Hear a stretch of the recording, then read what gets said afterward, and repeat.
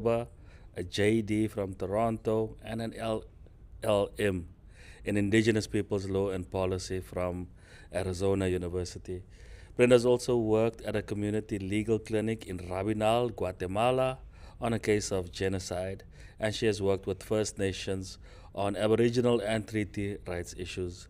We're very happy to have you join us. Thank you so much for being here, Brenda. Thanks so much for having me. Wonderful. So, this year's theme of the Permanent Forum is ensuring Indigenous people's health, including in the context of conflict. I want to ask you a question related to Indigenous peoples and health, particularly in Canada. Can you comment about the state of health among Indigenous peoples in your region, Canada? Thanks so much for the question. In Canada, unfortunately, we still struggle with differential health outcomes between Indigenous peoples and others in Canada. In particular, some concerns that have come to light recently are related to racism within the healthcare system. We have had several examples in the last decade or so, and even more recently, where Indigenous peoples have gone to public hospitals seeking medical attention, and instead of receiving medical care, they have been met with profound racism that has negatively impacted their lives, and in one case actually led to the gentleman's death. So in Canada, while most Canadians enjoy a fairly high level of health, Indigenous people still struggle to access mainstream health systems, as well as actually at the next sort of step of accessing culturally relevant healthcare is, unfortunately, in some circumstances, still quite a ways down the road. I remember reading about that story where it was just the doctors and nurses' perception, or the nurses' perception, of what an Indigenous young man is that led to his death. Can you elaborate on that a little bit? Yeah, so there's sort of two main situations that I'm most aware of. One would be a First Nations woman from Eastern Canada that has led to some proposed changes, and the woman's name is Joyce, and she was able to record some of the profound racism, very explicit racism that she experienced while in the hospital, and some steps, they say, have been taken to rectify that. But that was, I think, the response was very localized, and there's still many challenges to getting that addressed more widely throughout every medical institution in Canada. The other example is a gentleman whose name is Brian Sinclair, and he lived in the same city as myself, Winnipeg, Canada.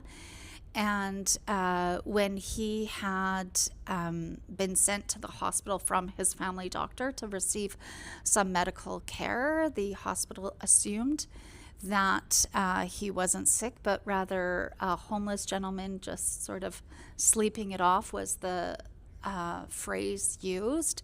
And he actually died sitting in a Winnipeg hospital waiting room after 36 hours, and he died of sepsis, and he had a very treatable condition, but the profound racism just put on some very negative stereotypes of who he was and what he was doing there, and it led to his death. And unfortunately, the inquiry was into his death was really hesitant to actually consider systemic racism as the cause of his death, but rather was focusing on, they said, well, it was just because the nurses couldn't see him from the desk. And instead of admitting the way in which stereotypes against Indigenous peoples negatively impacted the care, they sort of tried to brush it aside. So we unfortunately have several issues that are ongoing, and I think the last that is worth mentioning at this stage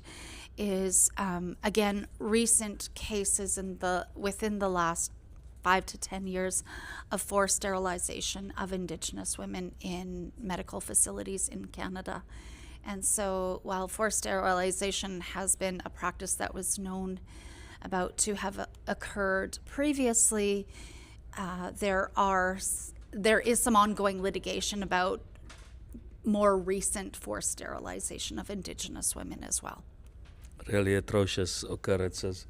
Another huge topic of interest, particularly in Northern America, is missing and murdered Indigenous women and girls and two-spirits. So it's a serious issue that needs to be elevated and spoken about, particularly on a high level such as this. So at this session, this 25th session, is it being discussed? And what are some of the proposed solutions? Thank you for yet another really important and challenging question to try to address. The situation of missing and murdered Indigenous women and girls in Canada has been on Indigenous women's radar as a pressing issue to be addressed for a long time. But more recently in Canada, we had the National Inquiry into Missing and Murdered Indigenous Women and Girls that was completed around 2018. And after that point, there was definitely some momentum in Canada to start to address the calls for justice that were included in the final report. But I think, unfortunately, there is a sense that the tides have turned perhaps more recently with economic pressures happening in Canada as well as other parts of the world, where organizations are calling out the failures to provide funding for some of the actions that were promised as a result of the national inquiry, measures that Indigenous women's organizations agreed were critical to protect and support Indigenous women and address the situation of missing and murdered Indigenous women and girls. I think it's definitely an issue that I have heard so far every day of the forum, the violence against Indigenous women and girls. And I think importantly, one of the biggest recommendations that is coming forward is the need to recognize Indigenous women's leadership in addressing the challenges of missing and murdered Indigenous women and girls. So, you know, Indigenous women aren't just victims in this circumstance, but actually we have the solutions for a good way forward. But we need governments to work with us and provide the necessary resources for the work to be done. Thank you so much for your answer. So when I introduced you, I spoke about your background in law, and now your current research focuses on implementation of the declaration, the United Nations Declaration on the Rights of Indigenous Peoples. How far have we come, and what have you uncovered in your research? What still needs to happen as far as implementation is concerned all across the world? In 2 minutes or less? Possibly, yes. Okay. So the short answer, not the full one. You know, it's always so hard to figure out how far we've come. When you look back, I think it helps you see how far we've come, because when you just look how far we need to go, the end goal still feels perhaps quite far. But in Canada, at least, we took a really significant step in 2021 with the passing of federal legislation to implement the UN Declaration. But again, every step forward is met with pushes to retract. And I think we continue to fear that certain rights in Canada are going to recede back. Again, sometimes economic pressures is used as the reason, right? So in Canada, recent legislation to promote the one Canadian economy is being identified as a reason to try to fast track development projects, and Indigenous peoples, including Indigenous women and girls, are saying, well, these major projects are ones that can have very significant negative impacts on Indigenous peoples, and so we need to make sure that in our efforts to move quickly and support the Canadian economy, that we don't sacrifice the rights of Indigenous peoples and the lives of Indigenous women and girls, when we know that many development projects come with camps of temporary workers that increase the insecurity for Indigenous women and girls. So we are definitely taking steps forward. We have more awareness of the UN Declaration in Canada and internationally. We have commitments by governments to take action, and we see some steps. But we know it's not time to lift the foot off the gas, that we need to keep the pressure on, because the governments are only there, I think, as long as we continue to put the pressure to realize the rights of Indigenous peoples. And that is almost 20 years later. It's been almost 20 years, and we've seen some small steps, and sometimes we talk about it as the low-hanging fruit, right, that governments are willing to do. But the deep, profound changes in how systems operate, how governments make decisions, helping governments understand that part of implementing the UN Declaration is not just making decisions for Indigenous peoples, but actually stepping back and making space for Indigenous peoples to make decisions for ourselves and fulfill our right to self-determination. Okay, let's bring it back to this 25th session. So it's day 4 today.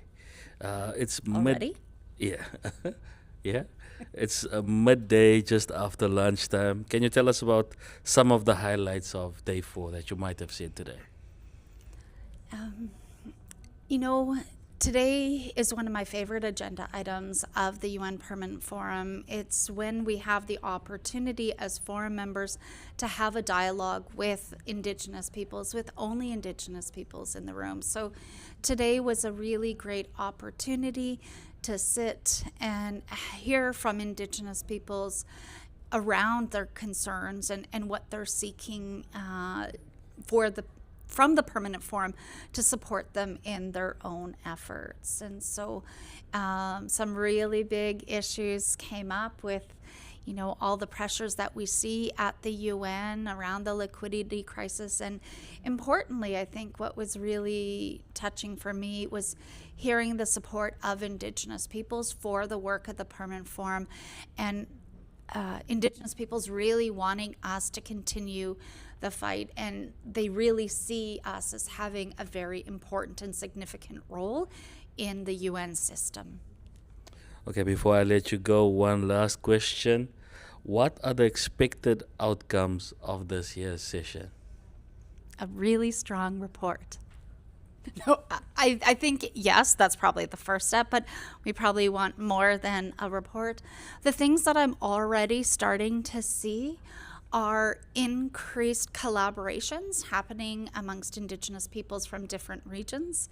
So most Indigenous peoples come here with an issue that they're seeking to raise awareness of and gain support for addressing within their local context. And so I'm already hearing many conversations between Indigenous peoples where they realize that they have similar struggles and are starting to talk about how they might want to work together on that advocacy. And I think that's a really important aspect of the work.